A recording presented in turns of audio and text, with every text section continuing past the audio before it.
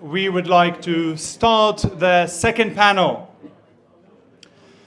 The second panel will focus on similar topics and similar experiences, but straight from the front line, the Ukrainian front line. It's been more than a year, and many people thought it would last just 3 days. That certainly, or according to what we think and we know, Mr. Putin thought that he would be able to take over Ukraine. In a few days, everybody would surrender. But that has not happened. It has not happened for numerous reasons. For the incredible morale of the Ukrainian people. Not just the soldiers, but of all the Ukrainian nation. It's also because of the close allies of Ukraine, such as the United Kingdom, United States, Poland, and many others who have decided to help Ukraine. We have very special guests today who saw more, and what we've only seen on TV and what we've heard, or at least most of us, they've witnessed. They've witnessed the blood, they've witnessed the suffering, they've witnessed the tears. And one of the key purposes of today's conference is to really talk about the important role that the journalists have and have had in this conflict, and what are their views, and how was it from their perspective. If I could briefly introduce, sitting closest to me, Luke Harding, a foreign correspondent for The Guardian, who was in the past deported from Russia for his investigative journalism, author of numerous books such as The Mafia State, Shadow State, you can probably guess which state he was writing about, and recently Invasion, the inside story of Russia's bloody war and Ukraine's fight for survival. And I've heard that he brought a few copies, so you will have a chance to get a personal signature and buy it if you so wish. Roland Oliphant is a chief foreign correspondent of the Telegraph. He has covered the war in Ukraine since 2014, and it is very right to look at this conflict not just of something that happened last year. It happened in 2014, and it happened much earlier with Georgia and other situations, and only through looking at the prism of the whole Russian expansionism we will be able to understand what's going on today. We're also very lucky to have Roman Bochkala, who's a Ukrainian journalist, a volunteer, military correspondent. He was awarded by Ukraine. He was a volunteer, the US Peace Corps. He was heavily wounded in 2014 near Lugansk during the start of the Russo-Ukrainian war. And last but not least, Jack Ross, an aid worker who organized numerous convoys and transports to Ukraine, who set up his own group called Vans Without Borders. And the group has done such tremendous work in Ukraine that he prepared reports for The Sun, for the Telegraph, and for many other media groups. So I'm very thankful for your presence here. I hope we'll have a good chat. Could we begin with just a few words of introduction from each one of the panelists, and a few words about what have you seen? How many times have you been in Ukraine? What is it really like? Luke. Hello, everybody. George, thank you very much. Just very briefly and at high velocity, I spent 4 years in Moscow as the Guardian's bureau chief until, as George says, I was deported in 2011. And one of my main takeaways back then was that the Russian regime of Vladimir Putin was not merely domestically repressive, but also internationally dangerous and adventurous. And I covered the war in Georgia. Like Roland, I was in 2014 covering events in Donetsk and Luhansk, and I went back to Ukraine more or less semi-permanently from December of 2021, because when this invasion force was massing on the border, and when you're dealing with Putin, and there's a bad option and an even worse option, it's generally good to bet on even worse. So I was convinced there was going to be an invasion on February the 24th. I was in Kiev when the tanks started rolling in from Belarus, from the south up from Crimea. And ever since, I've been, I think, pretty much everywhere. I mean, I was in Bucha in April. I was in Mariupol in January, just before the invasion, in a city that no longer exists. I was last autumn in Kherson Oblast when there was a massive counteroffensive by Ukraine. I was recently in Kherson. I was there when it was being liberated, and I went back a couple of weeks ago. And on February the 24th, on the first anniversary of the invasion, I was in Kiev at a press conference, sitting in the front row with Volodymyr Zelensky. So I guess I've done the miles. I've written the book, and it's a terrible, rolling tragedy.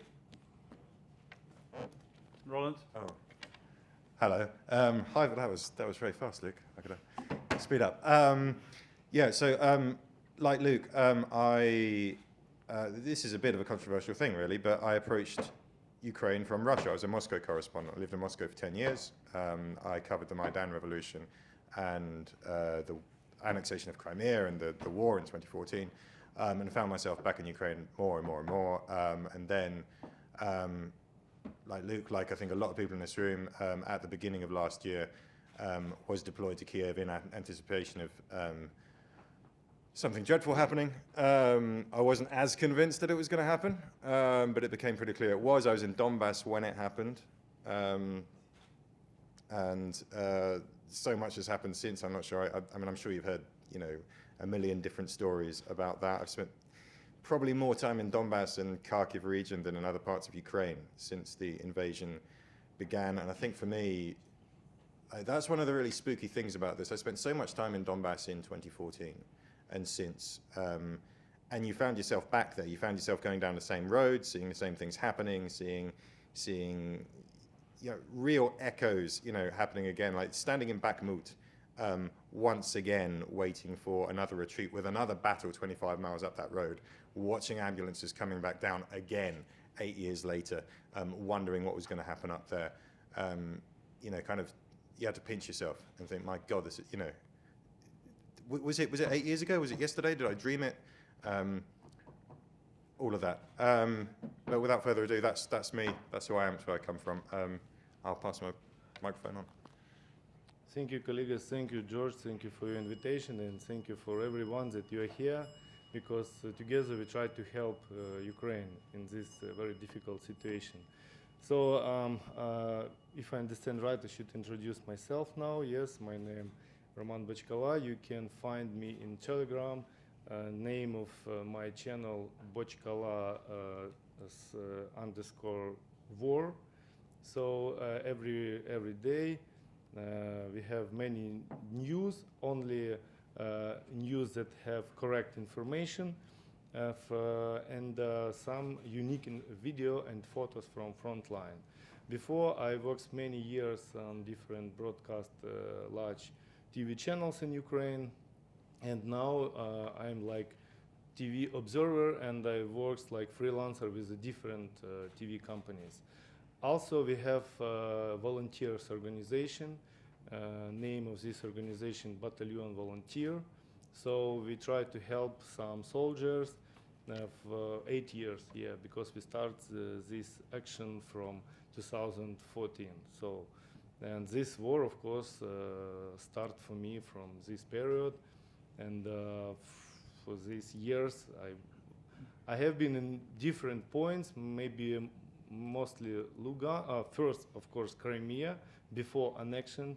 I was all this period in Crimea, these elections, this everything, I have seen it. After it was Lugansk, Sloviansk, first day after occupation. It was very exciting because we, with my cameraman, we was arrested by these guys. And many Donetsk airport, it was very hot point, and many difference. Now, of course, first of this point, it's Bakhmut. It's very difficult situation. South of Ukraine, Kherson, that was deoccupied few months ago, and different another front lines. So every of them is very dangerous. You don't know what will be tomorrow.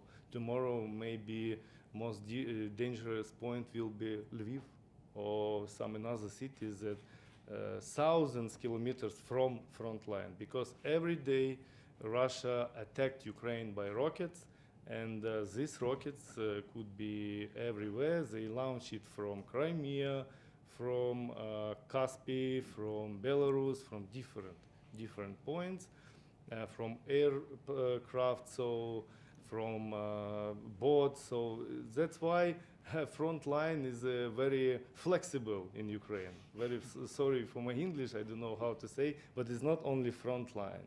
Everywhere you should be understand where is your shelter, what to do, where to run if starting alarm. Alarm could be few times per day, 5 times, 6 times. So, and people cannot work, cannot connect with each other, even if it's look like a safety situation, but anyway, it's paralyzed society. Of course, people, Ukrainians, feel it's not so dangerous because it's long time, and anyway, you feel it's like, okay, it's common things. But anyway, every time, unfortunately, Ukrainians died because of this Russian invasion. So thanks a lot that you are here. Thank you. Hi, my name's Jack Ross. I founded the organisation Vans Without Borders last March, and then we had our first mission in April 2022.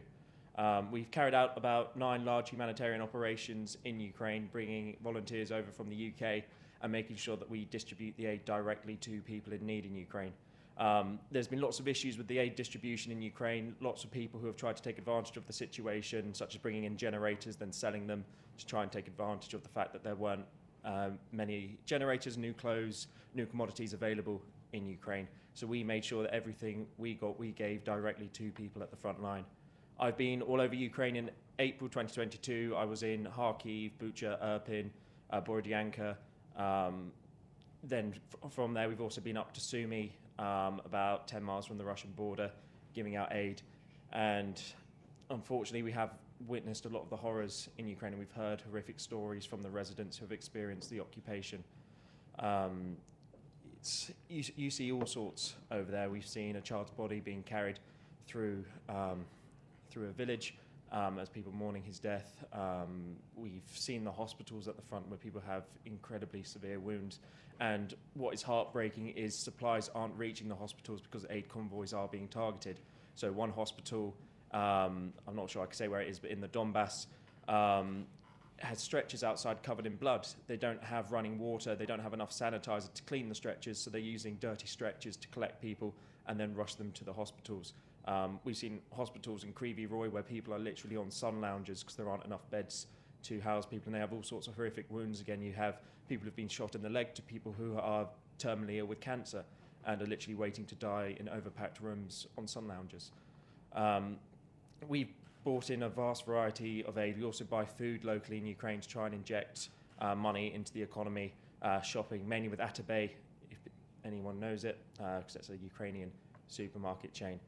But yeah, it's been tough for everyone on our team to witness this, and we're fortunate ones we're able to actually leave. We've been targeted multiple times by Russians. The most severe was when we were in Kherson Oblast, and the Russians launched a rocket at us while we were distributing aid to the villagers. We initially thought it was a Ukrainian jet going overhead, but it wasn't, and the villagers scrambled. And we managed to get out of there with only injury was one of our guys stupidly drove a car off a bridge while he was fleeing.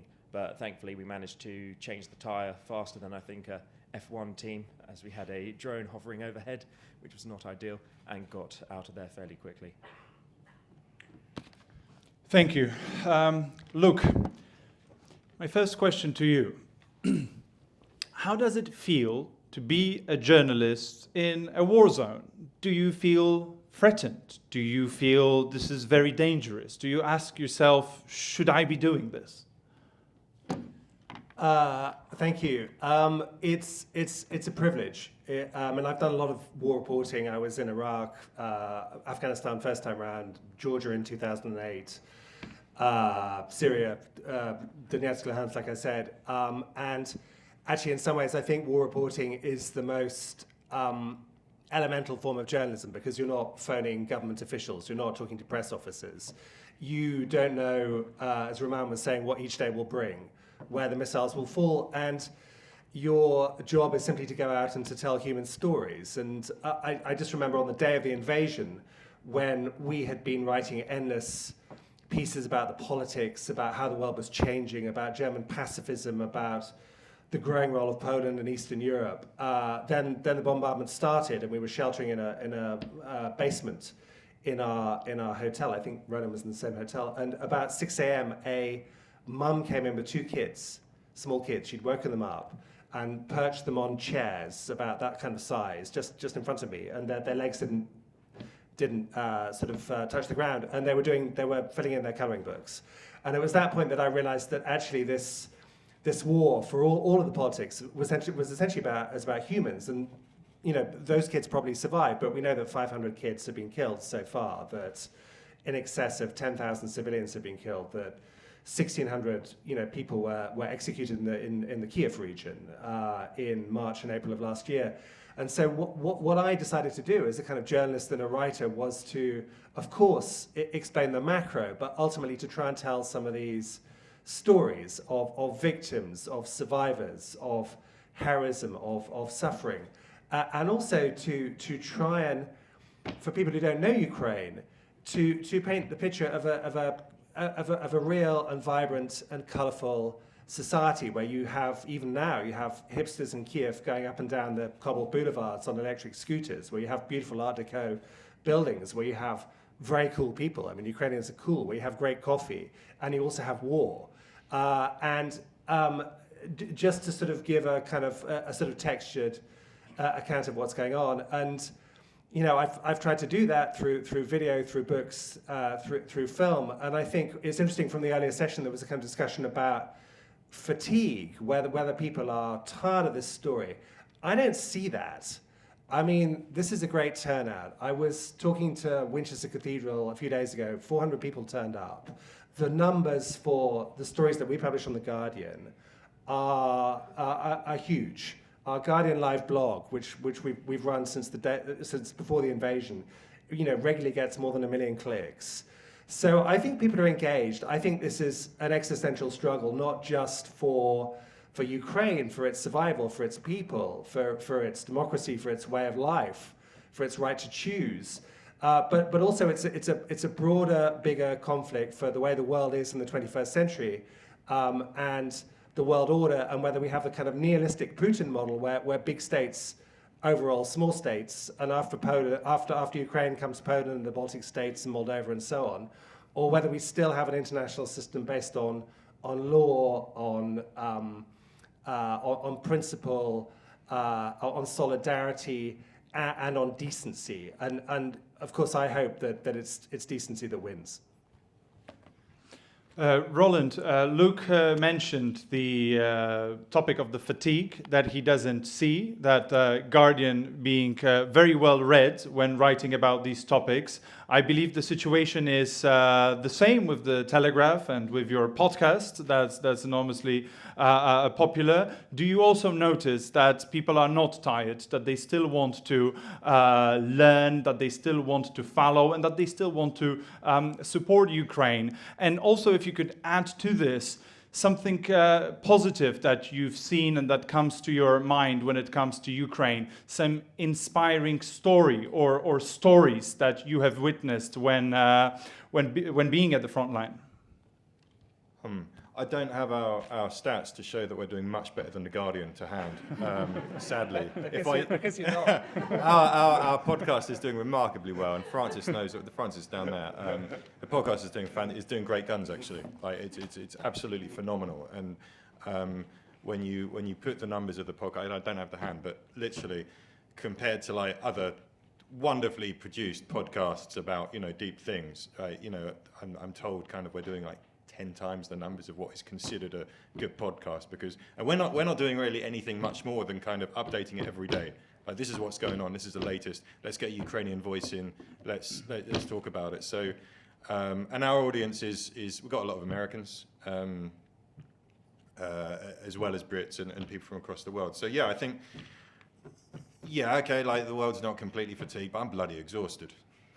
I'm done. I mean, I'm not done. I'll keep going, but and I'm just a journalist, and I think that goes for a lot of people in Ukraine. It goes for a lot of soldiers. I think the fatigue is real. I mean, you said we're going to talk about kind of, you know, how long does the war go on later, but that is a thing, all right? That the attrition, the exhaustion is a genuine thing. I also think that I'm a bit less bullish about, you know, we're talking about refugee fatigue, and some people are saying, you know, of course, it's not. So I've got a friend from a part of Ireland that's quite reliant on tourism, and who was telling me that you know, what people are saying now is like, well, my holiday cottage is occupied, so where am I going to get my money from and stuff like that? And it's like I mean, it's not all a shiny rosy picture in my view.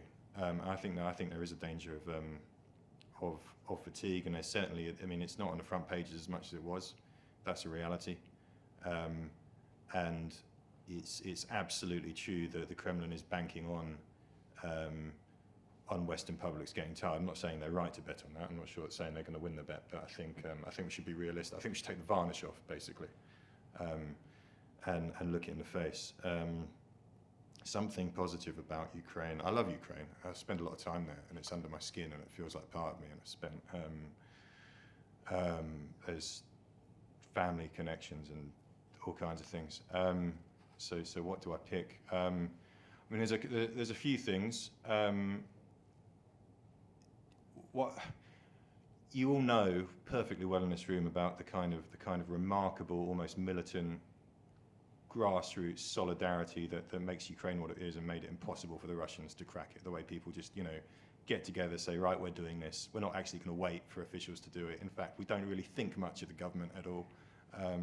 And the way that people kind of, look, we in the West, we love to say, you know, everyone loves Volodymyr Zelensky. He's an incredible war leader. Right? In my experience of Ukrainian soldiers, more like the comparison I once gave was Roy Keane. Right? Never has anything positive to say about anyone. Anyone scores a goal, it's like, oh, it's an amazing goal. It's his job. You know, that is, you know, incredible kind of attitude of this is our country, it's ours. It's not yours. It's not the government's. It's not the oligarchs. It's not anyone else. It's ours, and we're gonna, you know, we're gonna put our lives on the line and do what it takes to defend it. So a couple of positive things, a few ones. First week of the invasion, I was in a place south of Zaporizhia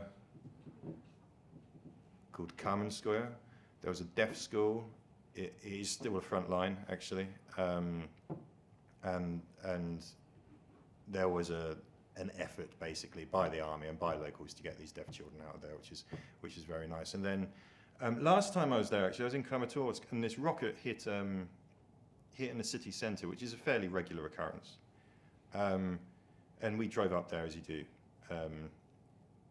As Luke was saying, it's the most elemental form of journalism. In a way, war journalism is actually really easy. It's incredibly easy. You get in a car, you go, you do it. You don't have to put in much effort, in a way, as long as you get there. And there was the biggest crowd I've ever seen climbing over this scene of devastation, like a small September 11th. I was speaking to the mayor the next day. There were too many people. You know, half the town showed out to clear rubble. Not bothered, not worried about, not even thinking about whether there was going to be a second strike. Just everybody out, get up, let's move the rubble. Incredible amount of cooperation to try and dig down and try and get survivors. They didn't in the end. They heard a voice at the beginning, and by the time they got to the bottom, that person was dead. But I'm sure you've been flooded with stories like that, and they're all true. I mean, there is an incredible spirit on display over there. Roman, you've mentioned that you were in some of the hot points. Could you share some of the stories of your personal experiences where it wasn't very safe for you? Yeah, thank you for your question.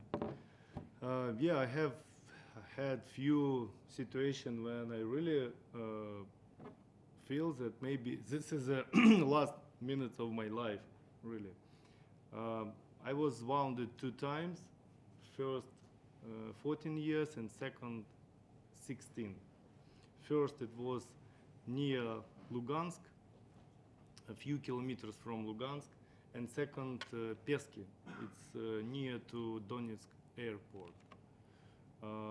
Maybe the most, I don't know, biggest emotions when it was first time. We have been maybe you know little town Metalist. It's few kilometers from Lugansk. So 80 brigade. It's from Lviv. They try to defend Lugansk airport. Another part of front line was before Lugansk. It was 30 brigade from Novograd-Volhynsky, and 26 brigade is artillery brigade from Berdichev. And I come for them like journalist. It was only my second day of my works in this contingent. And Ukrainian artillerists tried to works from SAU, if you know artillerical system, SAU, it's a powerful system, and it was like you know some counter artillery from occupants, and I was wound. It's difficult to say me by English how it's happened, but I feel that I don't feel my left hand. So something happened with my shoulder. It's and I was very angry. My first feeling very angry because I couldn't work effectively. So because I only come only second days and I couldn't do anything with my hand. But after a few minutes, I have understood that with me everything good because 2 soldiers was killed, and one of them, his head was cutted, and I was evacuated from front line because I need medicine help, and one of soldier give me a plastic packet with the head of the soldier, because his body was cutted from many times, but his head was a hole. And at those time I didn't know his name, who is he has family or not, he has children or not. After, of course, I met with his wife, with his son. He was 3 years old, and Dmitry, that was killed, he was a medic. He was medicine guy, and this moment when he was killed, he just sit down and eat. But 1 second and that's all for him. So, and it was difficult emotion for me because all of these 2 hours when we going to hospital from front line, it was very difficult situation. Of course, I think about this guy, about Dmitry, and his blood was everywhere in the cabin, and my legs, I just, you know, it was like this blood become like, how to say, like clay. Good. Yeah, it was very difficult. And after this, it was not all. After this was another situation when I waiting for some medical aid, and I just like close my eyes and waiting maybe 30 minutes, maybe 40, because my injury was not, you know, critical. So I could wait.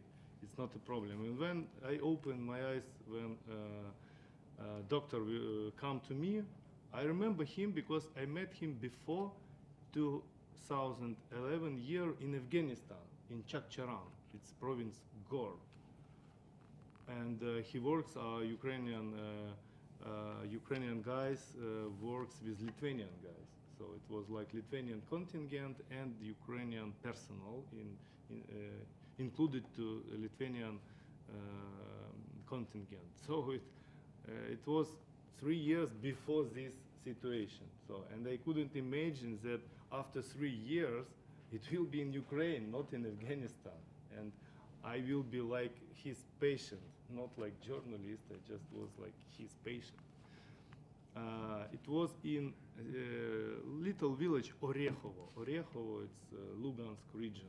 After this, we come to helicopter Mi-8, and only killed and wounded person could go by this helicopter, because many wanted to do it, but it was very big crowd and everybody wanted to go to Kharkiv, because Kharkiv it was like safety place at those time.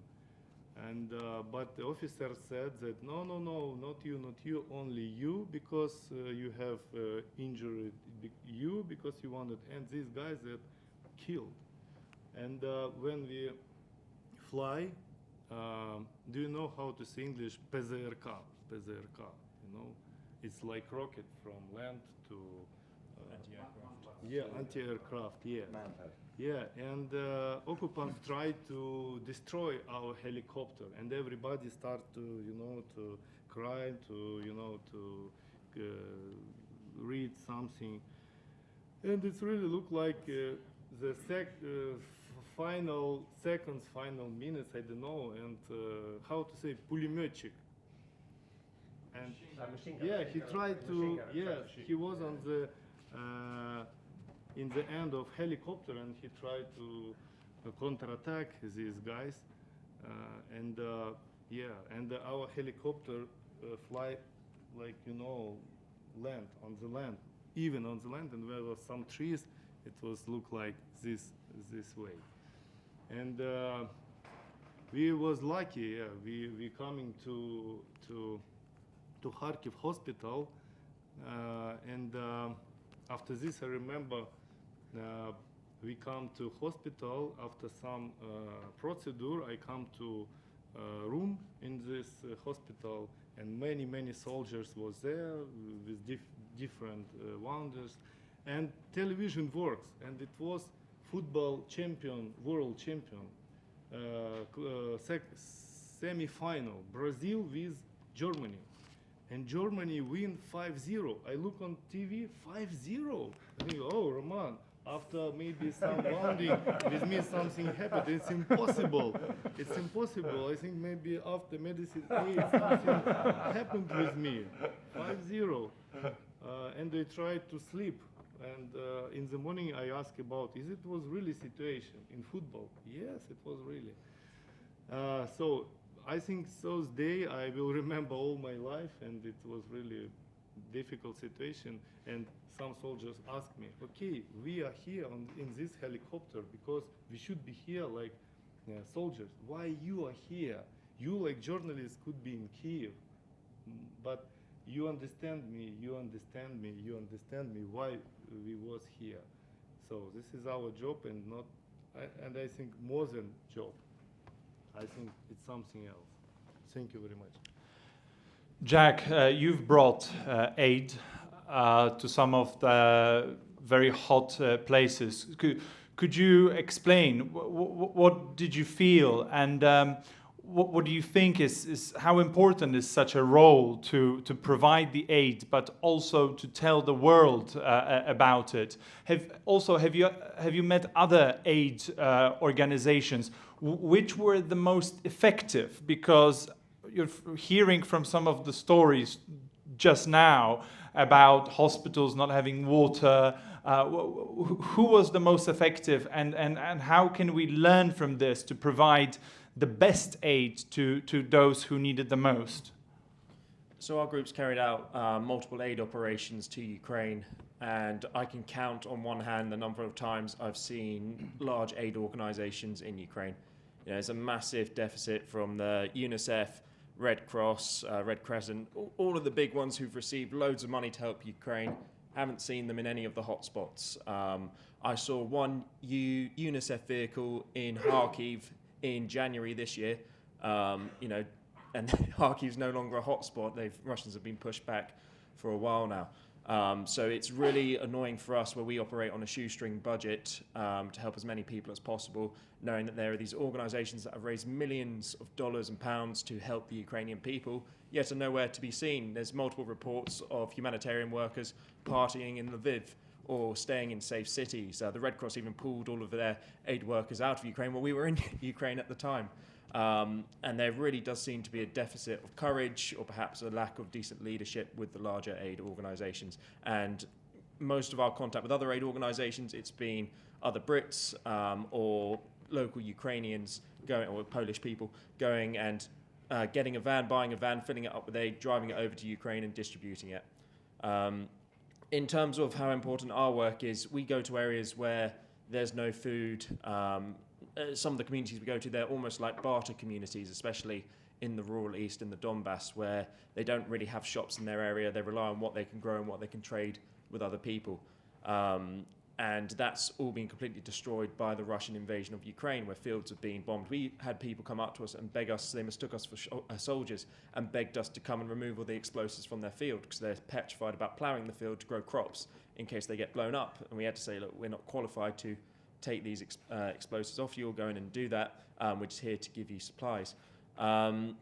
It's tricky because even in some areas which have been demined, there are still active explosions. We did a children's festival in Bucha and Irpin in June of last year, and it's supposedly a safe time to be there when the Russians been pushed back, but unfortunately a young girl actually was blown up as she found an unexploded bomb, pulled something on it and blew herself up while our children's festival for International Children's Day was going on, which was heartbreaking to hear afterwards.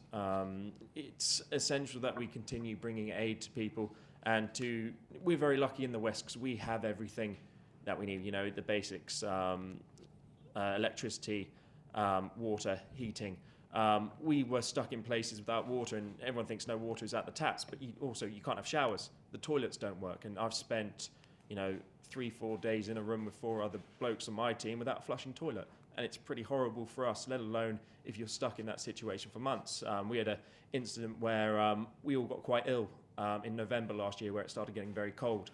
And we had to pool money together to buy medication for ourselves, because none of the ATMs work, and there was nowhere to change currency. Couldn't even fill up our van with petrol, because couldn't get the money out.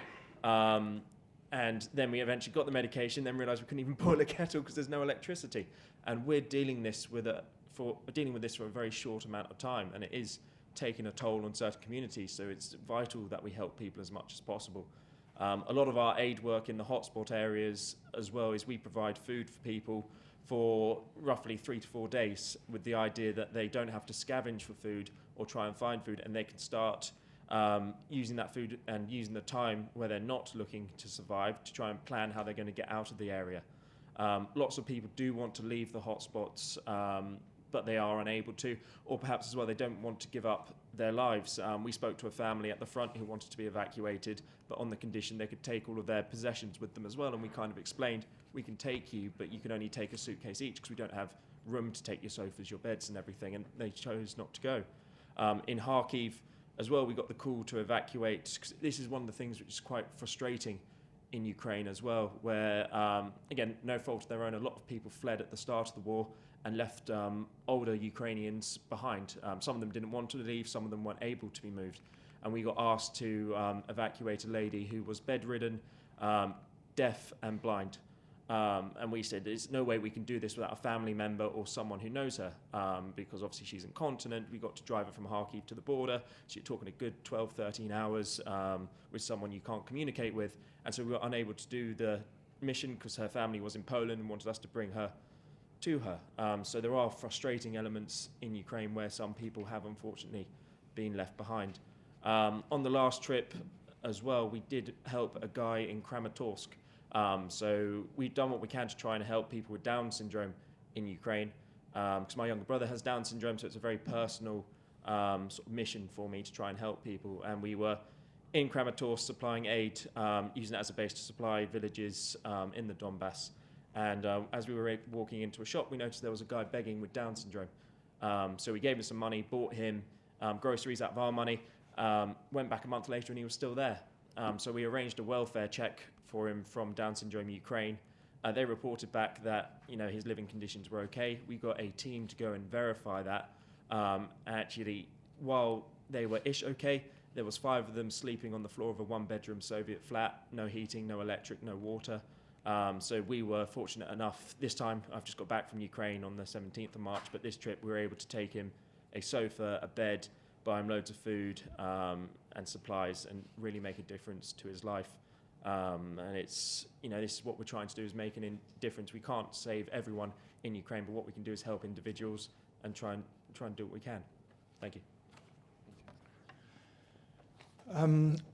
Look, if we had listened to some in Eastern Europe, in Poland, and about their warnings about, you pretty much actually said it before, but about their warnings about Putin's Russians expansionism, and if you look at it from a bigger picture about what happened in Georgia, what may still happen, hopefully God and we will be able to prevent it, but the Baltic states and Poland and other countries being a threat, was there something that we could have done to prevent this conflict? Was there a way to maybe arm Ukraine better? Was there a way to provide something to Ukraine that would have changed the Russians' mind?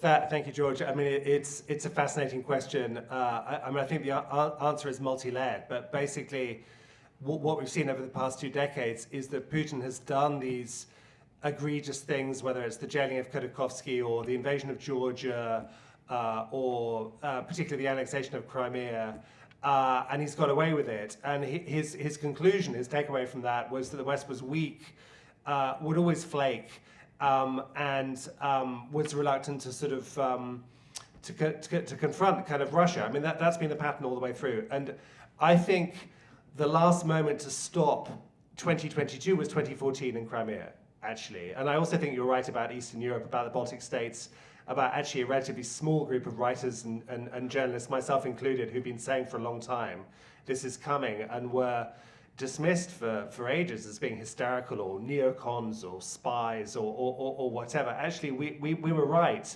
about the trajectory. And I think the problem was with Crimea that there were very minor sanctions, there were diplomatic expulsions, and really there's been, from Western governments, less so from Eastern Europe, but from Western Europe, there's been a lack of imagination and a sort of, mistakes. I mean, really, in Germany, I think the biggest mistake was Germany's addiction to Russian gas and a kind of a misconception on behalf of Angela Merkel and others that you could decouple politics and the darkening situation in Moscow from the economy, that these were 2 separate things. And I think in this town, in London, we made an even bigger mistake, which is we became addicted to Russian money, actually, and oligarchs, people essentially acting as Kremlin proxies, were able to take over newspapers, football clubs, live here, buy property, educate their kids here. And it kind of confirmed the thesis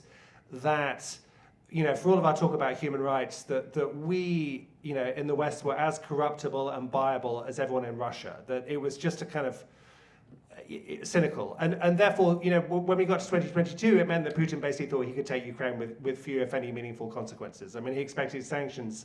And it was a terrible miscalculation. I mean, it's the biggest strategic blunder that Putin has made in his time in the Kremlin. I think it will finish him off and his regime off ultimately, but you can see why he made it. And just one last point, which is that I think really over the last few years there was nothing that could have been done. And another error by Macron and others was thinking that if you talk to Putin, you can push him towards a kind of a solution which is a kind of win-win. Putin is not interested in win-win. I mean, he's classical KGB. He wants to take your face and rub it in the dirt. He is a sociopath.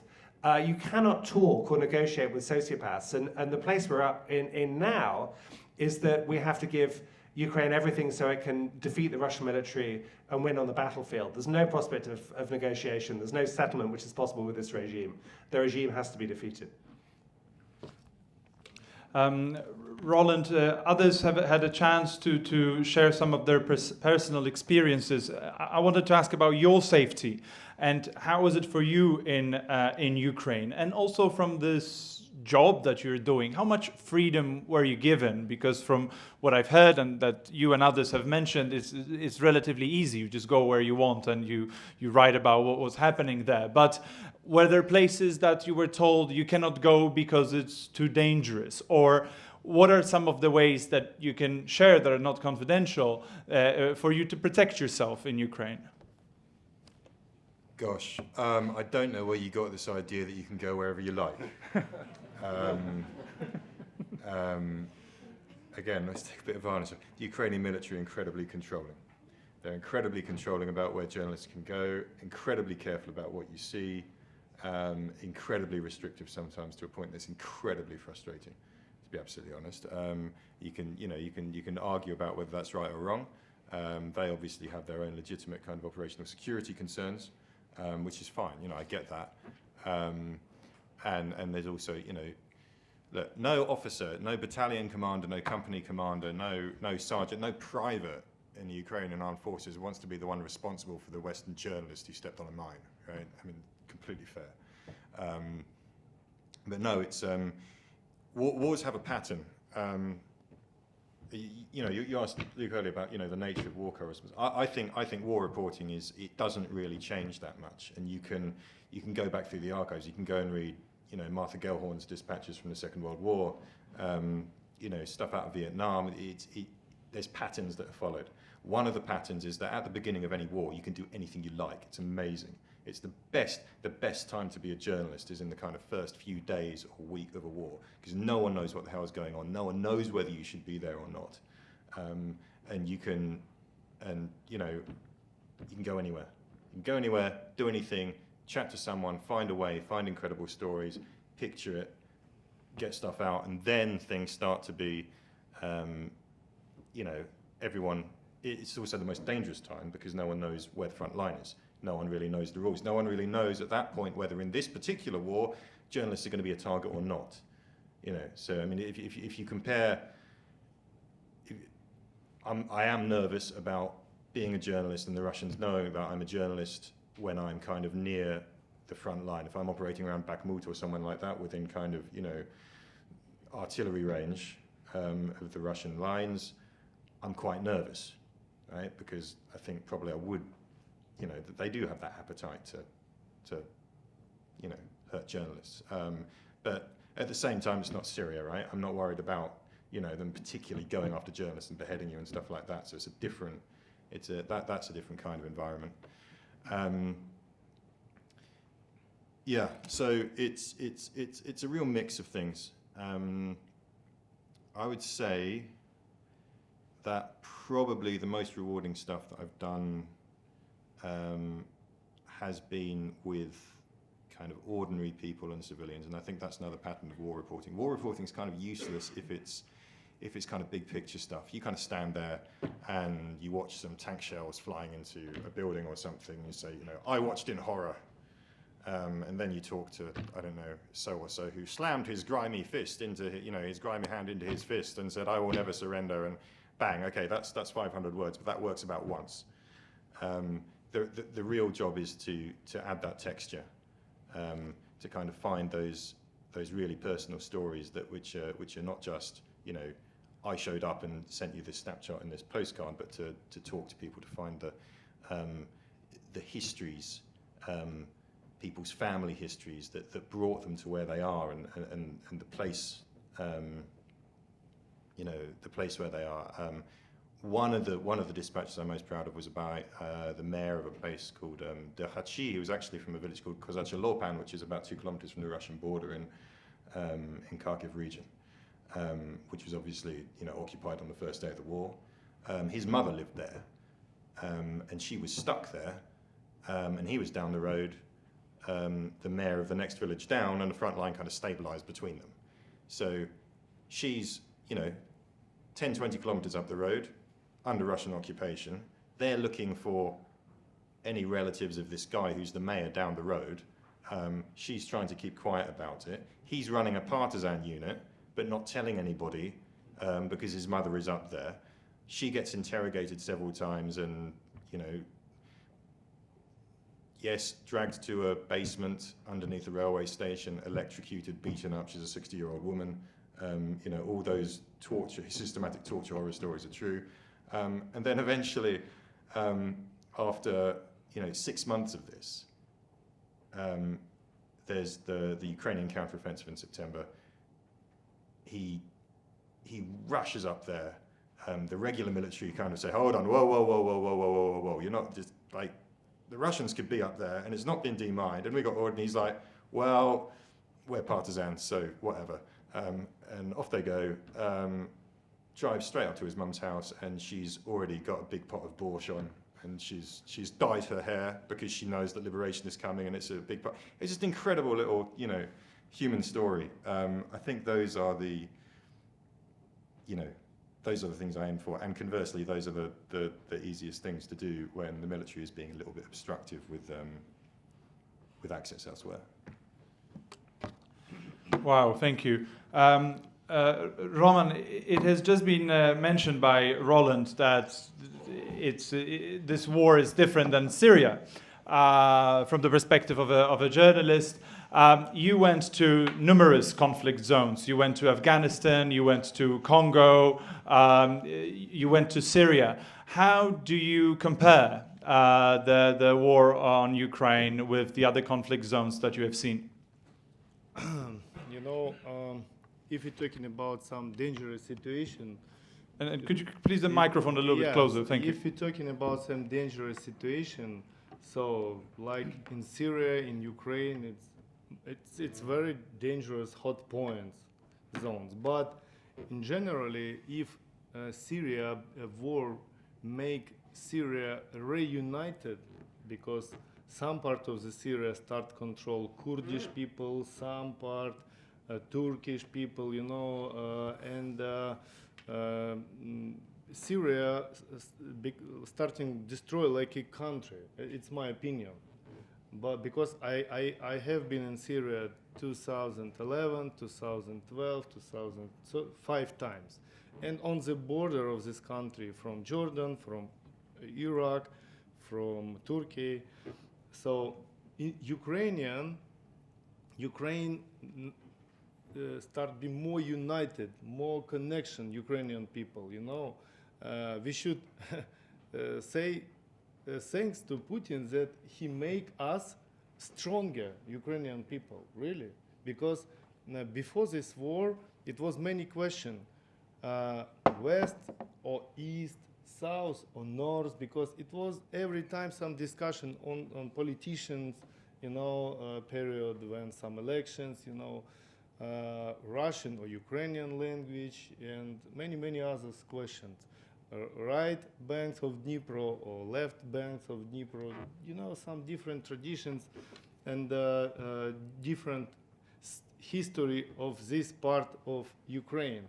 But now we become like, you know, like one body, you know, and I think it's a main difference between Syria and Ukraine in this war. And I don't know when it will finish in Ukraine, because in Syria it's not look like finished, but anyway now it's another level of danger situation. But in Ukraine it's going on a very difficult situation, and we don't know what will be after a month, what will be after 2 months. In Syria, I understand what will be after months and what will be after 6 months. Now it's another period of this war. In Ukraine, it's, I don't know, it's, you know, somebody thinks that this war will finish when Putin will die. Somebody thinks that it will finish when we get to Moscow. Somebody thinks that it will finish when we deoccupy east part and Crimea. Somebody thinks that maybe it will be like frozen conflict in the future, maybe. like it was like it was in 19, 20 years, 21 years. It looked like frozen conflict. So I don't know. That's why now it's look like open question. I don't know. And if Syria becoming like more different, Ukraine becoming more, more connecting. That's that I think. Thank you. So we still want to have a few questions, but before that, could I just have a few brief comments? And I know we could probably have another hour to just go into this, how can this conflict end? But from your gut feeling, from your experience, from what you have seen, what is the likely outcome of this war? What should be the right outcome of this war, and what can we do to free Ukraine and to make sure that peace is brought to the country again? So could I just have a brief answer from each one of you, starting from Jack? So I think it's a tough one. At the start of the war, the outcome might have been different, but such atrocities have been carried out against the Ukrainian people by the Russians. I don't think anything short of Ukraine regaining all of their territory, including Crimea, will solve the war. So when I was in Bucha and Irpin, for example, the locals were telling us that the local prostitutes went over to the Russian side to service the Russian men for free to stop them raping all the local women, because they're running rampant through. Go to Izium, the whole place stunk like rotten fish, and that's the smell of bodies decomposing where the Russians had carried out a mass genocide. They've done this in every city they've occupied in Ukraine, and the Ukrainian people don't want a weak peace. They don't want to end the conflict just for peace. When I was there in April 22, and still now the same checkpoints go all the way back to the European Union's border in Ukraine. The Ukrainians are prepared to fight to the last man.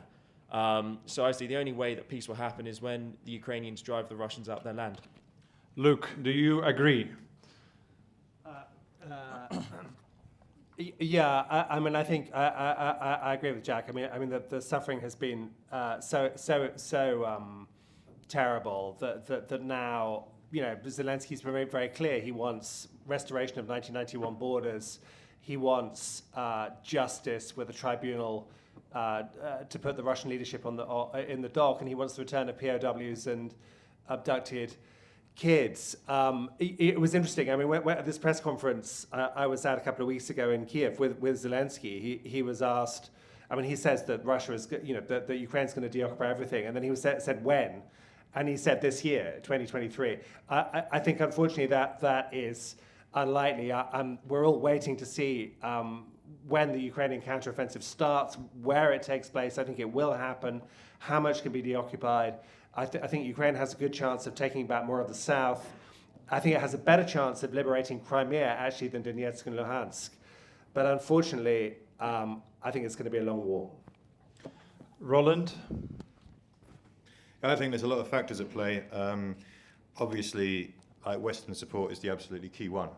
I mean, it's you cannot underestimate how important it is that money and ammunition and shells and weapon systems continue to be delivered, but also that they're delivered in at scale and not in. I was talking to someone who gave me a lovely quote today. He said that homeopathic doses of military aid is what they've been getting so far, and so the question is, does the West at large, and that covers a huge multiplicity of things, it's not entirely monolithic. Does the West at large continue to believe that this is an existential conflict? And I think Putin's big mistake was, I think it was reasonable for him to make that mistake, to be honest. I think on past performance, he had very good grounds to believe that the West was going to roll over and slap some sanctions and go, can we go back to business as usual, please? They didn't. And I think, what's happened is that for now, there is a consensus amongst the West, harder in some places than others, that this is an existential war for us. The Kremlin might think it's existential for them. But guess what? Yeah, we also have interests, serious ones. As long as that remains in place, I think Ukraine has a chance of winning the war. how long does it last? You know, the Kremlin, I'm pretty sure, is waiting for is putting a lot of hope on the 2024 election in the United States. What happens if you have a Republican in the White House? Things like that. But I think we're deep in a war of attrition, and that is, it's about factories and production and many years. Thank you. Unfortunately, you are right. Unfortunately, because I have no idea what talking about with Russians. Because any war finished between table, we should talk about something. Yeah, what we can talking about, and in my opinion, Putin. You talked about this, Luke. That he understand only strong, only and we should be strong much more to discuss with him from the top level. In all in other ways, I don't think that it will be some success.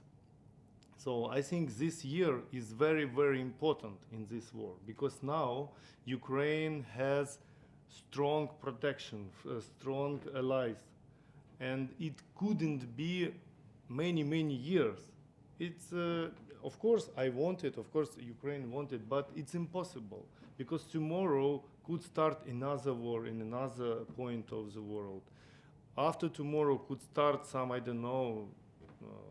some COVID, new COVID, or something disaster, and Ukraine war will be not first step; it will be second, third, and not so important discussion for Europe, for United States, for all the world.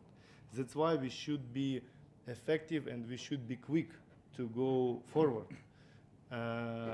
If not, it will be next frozen conflict, or maybe even Putin will have some chance to go to Kiev.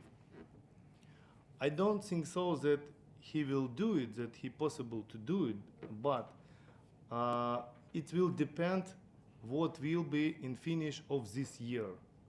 It will depend how Ukraine will do or not large-scale counterattack. We're waiting for this maybe after months, because many talking about this, that this winter Ukraine should start it. In my opinion, I think it will be, because now we have many new technologies, arms, artillery, and our soldiers and officers study in different countries to work with NATO systems, weapon systems. I hope that we will do it, and it will give us some advantage. The most important thing to deoccupy Zaporizhia region, south from center to south of Ukraine, even not Donetsk, not Lugansk, it's after, not Crimea, but center of our country that going to south, to Kherson from left bank of Dnipro. Melitopol, Berdyansk, Tokmak, all of this region, it's extremely important to occupy this region, because it's fresh. People on this region that occupied it, they love Ukraine. They don't want to be part of Russia. It's very important to deoccupy this territory. If we will do it, we will have chance to success.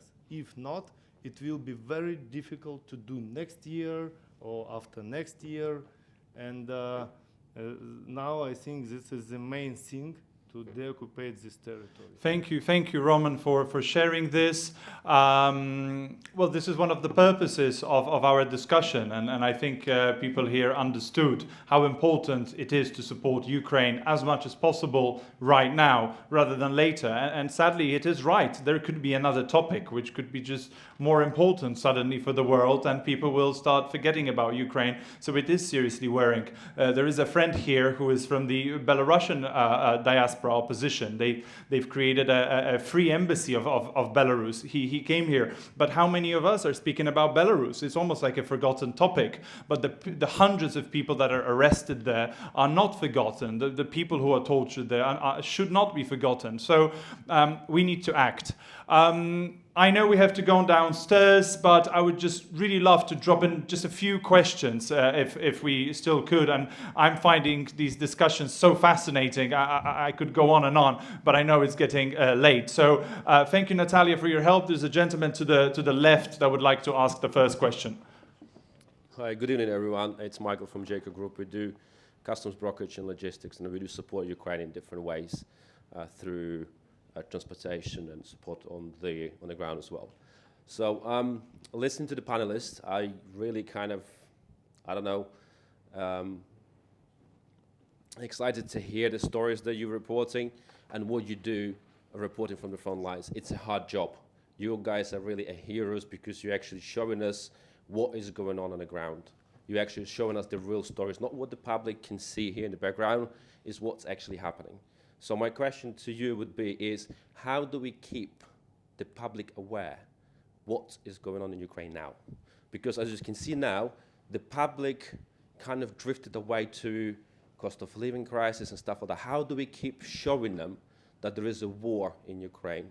The people are suffering from what is going on, and the Putin regime should go down. So we need to keep that aware. So how do we do this? Who would like to answer first? Yeah, thank you. A very good question. Well, I think we have to, as news organizations, we have to keep putting reporters in, keep spending money. It's terribly expensive reporting on a war. What's been interesting is how many major news organizations, whether it's The Guardian, New York Times, Washington Post, who've kind of rebased. I mean, as Roland was saying, Kiev used to be a place you visited from Moscow. And now it's totally separate. We have new bureaus, we have new bureau chiefs, we have correspondents who are moving there and for the long haul. So I just think we have to keep going. And I'd make one other plea, which is, by all means, support Ukraine, however you can, but give us your money as well. In other words, contribute to The Guardian, buy the Telegraph. Just keep going. Throw us a $5 from time to time, because it's expensive, war insurance is crazy, and we need your help. Okay. Yes, no, please, could you pass the microphone kindly? We have the question in here first. Okay, Mr. Blaskevich, and then you. Dr. Marek Laskevich. There is another aspect to this war which hasn't been explored here. Briefly, on the basis of my book, which I wrote in 1992, which predicted this war, and subsequently, there is a problem of escalation. And this will be my question to the panel. It is very, very important this war does not go any further, which is, of course, what it is basically a type of revanchism, this war. It doesn't go any further, not only geographically, but in terms of, if you like, war level. And this week we've had a very, in my opinion, a mistaken policy of sending depleted uranium, which is my question would be to the panel, owing to the fact that it's unnecessary, and it does, as an escalation, which I predicted in my 2015 book, whereby we are approaching the possibility of a limited use of nuclear weapons or chemical, and subsequently even more strategic ones. Therefore, what does the panel make of the use of depleted uranium, setting aside, although this is very important for you as well, that there may be local subsequent problems, medical problems, but I'm actually dealing with the cancers. I'm actually dealing with the escalation. Thank you. Roland? I mean, specifically on DU, there will be contamination from the use of DU shells against armor in Ukraine. That's just a fact. I'm afraid, in the context of what's happening, that is just one little drop in the issue of the pollution of the battlefields of Ukraine. I mean, the filth, the danger, the UXDs, the other kind of contaminations. I'm afraid if there's a munition that pierces armor, that to choose DU is the thing that you're worried about. Like in the future, people are going to get sick. People are going to be getting sick, and kids are going to be losing legs for years to come already. So I'm afraid in the kind of in the great scheme of things, it doesn't make that much difference. I'm not as militarily expert to say whether you need DU to pierce a tank's armor, but I believe it's very effective. In terms of escalation, look, I mean, escalation has become this kind of byword. I mean, it's a code word, or it has become a code word in public discussions for nuclear war, basically. So when people say we mustn't let the war escalate, what they basically mean is like we mustn't let it go nuclear. I think I don't like nuclear weapons, and I'd like to see them got rid of. And I grudgingly have to admit this war has been a good year for mutually assured destruction, because the Russians have successfully deterred the West from helping Ukraine in many ways. To be absolutely honest, the incremental nature of the delivery of equipment has been linked exactly to that concern, exactly to that escalatory concern. You know, will we get to nuclear? Can we give them? Can we give them HIMARS? Can we give them MBT? We finally, the West has finally given them main battle tanks, and that took a year of, is that too escalatory? And now the discussion is about fighter jets. Is it too escalatory? I personally think that a little bit too much has been made of that. I think the way, the reality is nuclear powers can do things that other countries can't, and we have to be more careful about opposing countries with nuclear weapons. That's just the truth, and that's what allows America and France and Britain, Russia, China to do things that other countries can't. It's just reality, fine. On the other hand, there is so much slack between kind of what the options Vladimir Putin has for retaliation against something and actually using nuclear weapons, which would literally be the end of him. I mean, the response would be just catastrophic, and he knows that. And if you've ever spoken to, I had several conversations with Russian generals, retired Russian generals, in the years after 2014, kind of trying to get into this mindset of, what are you guys thinking? I mean, what's this on about? And the message was, look, we're not mad, right? Like, no, I find it very difficult to believe that even if Vladimir Putin thinks, what the hell, I'm going to take everyone down with me, let's fire the nukes. The idea that the Russian military hierarchy, who actually own the Russian nuclear deterrent, are going to go through with some suicidal strike on anybody, I find highly unlikely. And you'll notice how they've dialed back from their rhetoric about, we'll have a, I was driving, was it in summer? I was driving around, and there was all this rhetoric coming out of Moscow that was pointing towards the idea of maybe we will use a tactical nuke. And it got to the point where, we were driving around, and I was kind of bringing my team going, you in Kharkiv? Yeah. You're going to stay in Kharkiv? You want to get out of the big cities for, just a few days, because what if they drop something? And we're frightened, but I think that's the effect I want to have. I seriously do not see any serious chance of this going to a nuclear war the way things are. That doesn't mean that you can't ignore the question completely. And I think you can see the way Western officials, particularly the United States, have approached aid to Ukraine. They're very cognizant of that issue.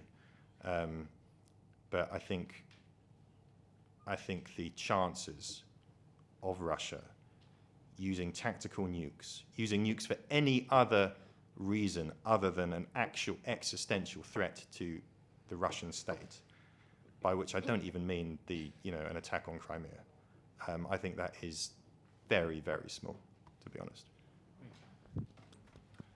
Okay, and the last question from the lady in the middle, very brief, please. Yes, please. Do you believe in good Russians? Yes. A really interesting question. I was swapping emails with Mikhail Shishkin, the Russian novelist, who's written a book criticizing the war, decrying what's going on, expressing guilt.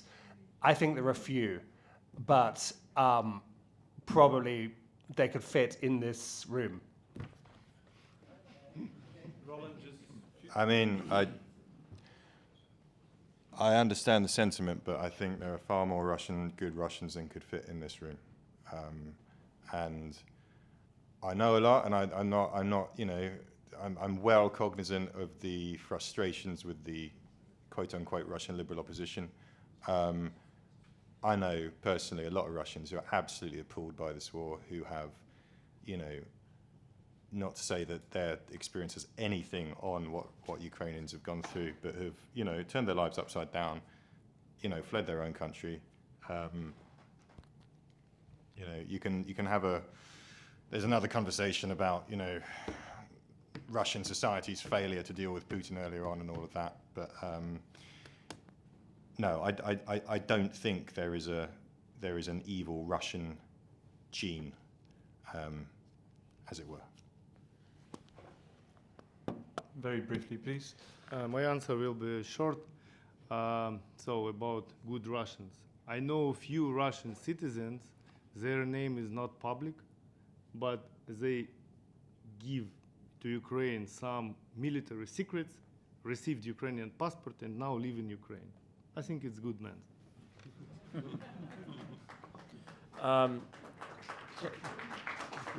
So I would say, obviously, there are some good Russians. We saw the protests at the start of the war, but where are the protests now? And I would ask the question, where were the good Russians in Bucha?